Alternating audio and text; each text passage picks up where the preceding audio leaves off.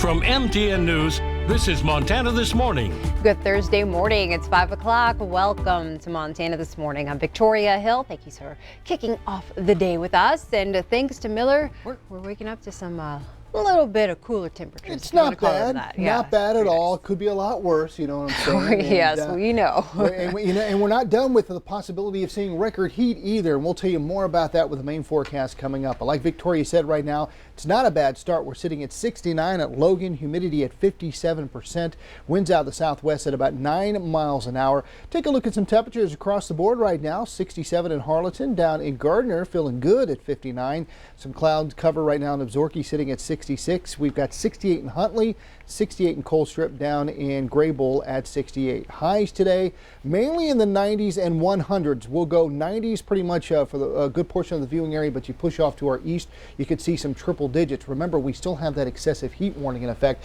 until later on tonight, and we're not done with the possibility of seeing record temperatures here in Billings alone. Maybe Sunday, Monday, possibly even Tuesday that could happen. It won't be a record today, but it's going to be hot, high getting up to about 97. A lot of cloud cover today, and we could see some isolated thunderstorms in our area the further north you go into Yellowstone County, but areas north and mainly east. I think eastern portions of the viewing area heading toward the state line, a better shot to see maybe some of that rough stuff later today. And we'll tell you all about that with the main forecast coming up. How does the heat make you feel?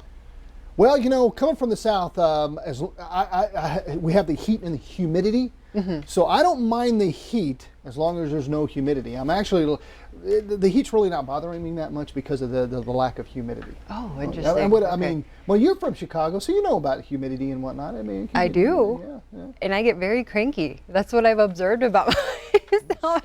I'm just very irritable, and I'm just like, so you don't like the heat? I'm just impatient, and yeah. I'm going to change my forecast. We've got 60s for the rest of the week.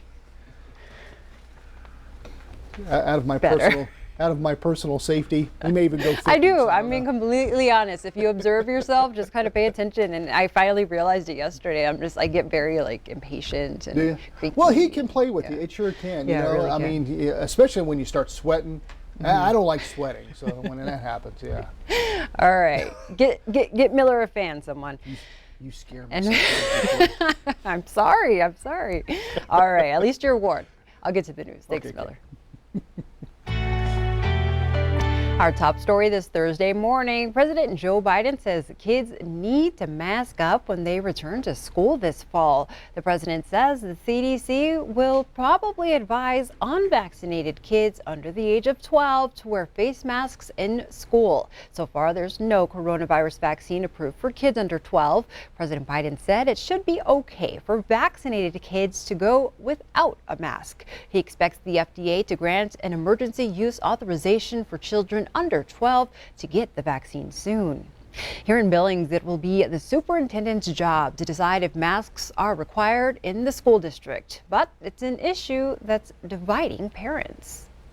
I feel like masks should be optional at this point. So many people have decided to go for the vaccines. You know, we always see this, fully vaccinated staff and, guests can not wear a mask. It should be like that for the school system as well. It's our children. It's our lives. We hear a lot of the times, our body, our choice. Masks should fall into that. When you're inside in a closed room, it has nowhere to go. So my biggest worry is sending them back and we'll be back in lockdown, or there'll be more variants to come from this as those go unvaccinated. About a month out from the first day for Billings Public Schools, most believe masks will not be required when the school year begins. Superintendent Greg Upham says he will continue to rely on local health leaders when making his decisions on COVID-19 prevention.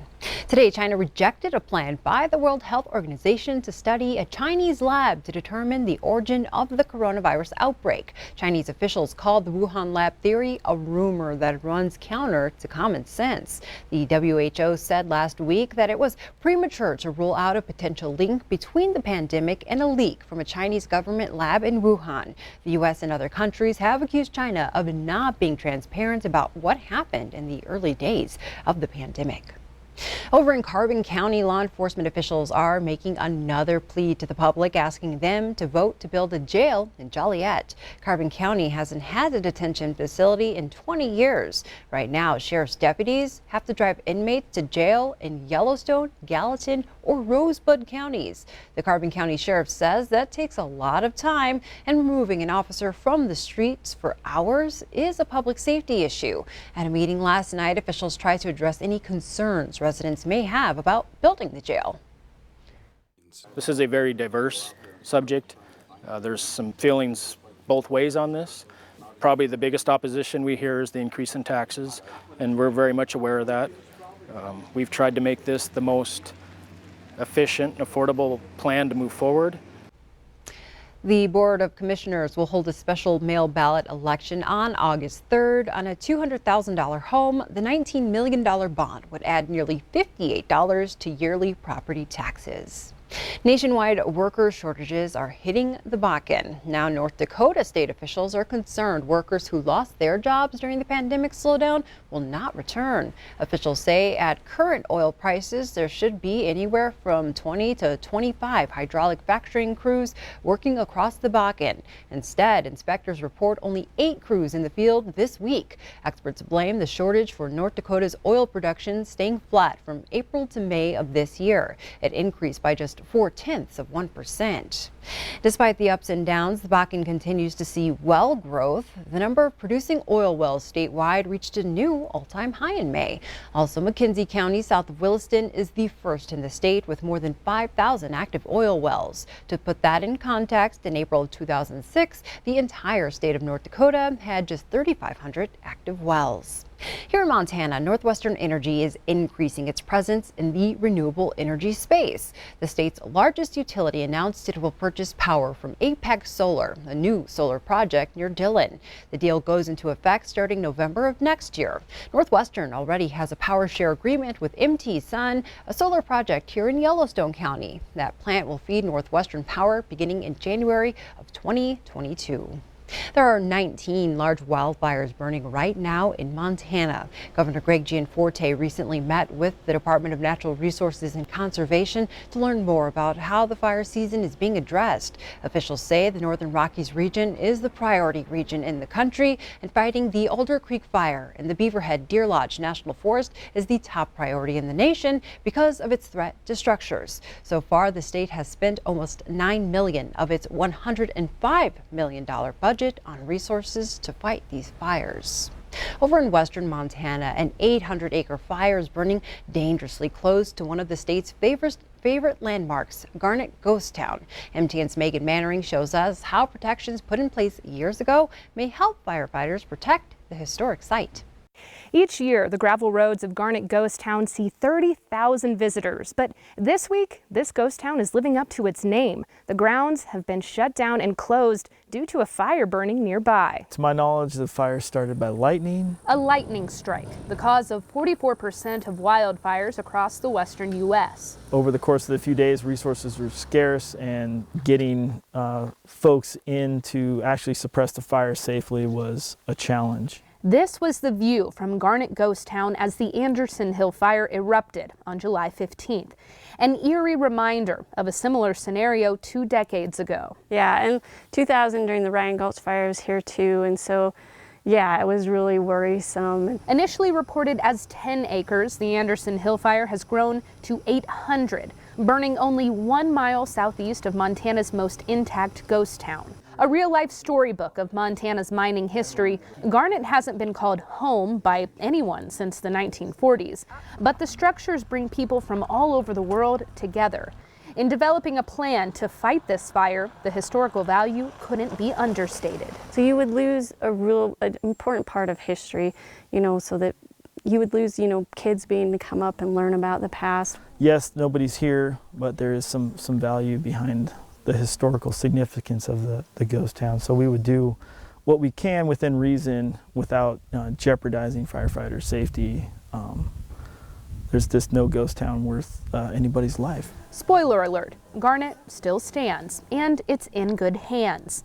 While firefighting efforts have been taxing, the Bureau of Land Management has been preparing for this moment since their last fire scare. Following those fires in the early 2000s, we went into action and planned some fuels reduction treatments around the town itself. So today, when you look around the town, you'll see that about 300 acres in a circle all around this area has had about 2/3 of the overstory removed and almost all of the understory removed. That was done between 2008 and 2010. Years later, the Fuels Reduction Stewardship Project serves as a crucial mitigation measure, reducing the risk of a catastrophic wildfire from affecting Garnet Ghost Town. Because of this project, a dedicated team of firefighters, and the staff who bring Montana's history to life, this ghost town will once again welcome lively visitors in no time at all. Here I want people to be able to step back in time and experience what it was like to live 120 years ago. The BLM is going to do everything that we can to make sure that future generations can enjoy this place as well. In Garnet Ghost Town, Megan Mannering, MTN News.